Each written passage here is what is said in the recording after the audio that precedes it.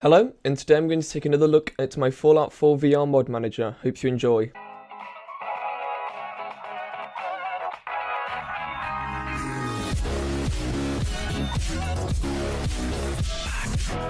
So, the biggest difference people are going to notice with this is that I've made a change for people on 4K and Quad HD monitors. The text will now be a lot clearer. Before it was sort of blurry.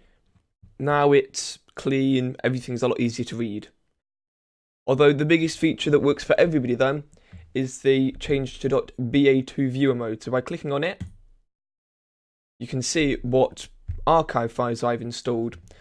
So all of these, and additionally, I can also install a new one. So if I go to my desktop where I happen to have one placed, that will then install it, and when I go to view it, it's sitting just there.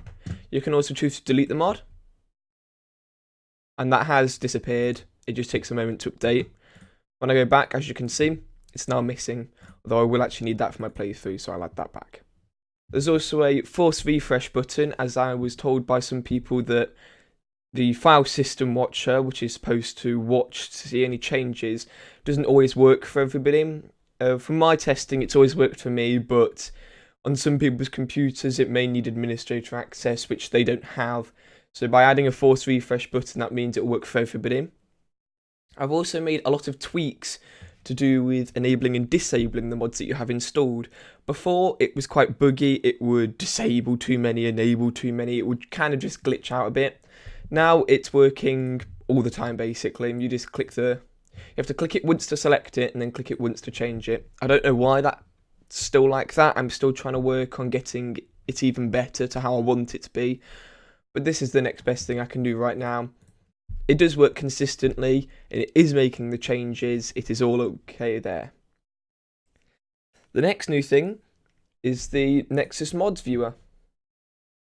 You can browse through the Nexus Mods. We've got everything you need to do, You can click on one, and something will come up, a Christmas radio station in this example.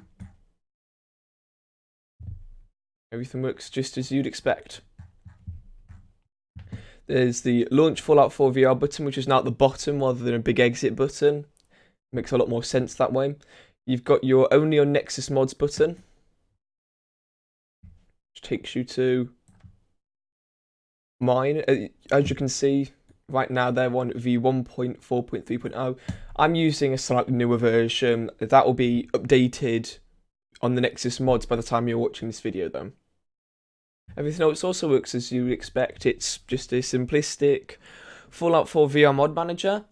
Now, another big feature which you can't actually see because there is no real way of testing it right now, there's only one version with it, is there's an automatic update checker. So no longer will you have to keep checking back for updates or relying on Nexus mods to tell you themselves that there's been an update. It will tell you automatically when it pops up. It will tell you that, there's an update available, and if you choose to go forward with it, you can just update. And that's it. So I hope you've enjoyed this short look through a new Fallout 4 VR mod manager. See you next time.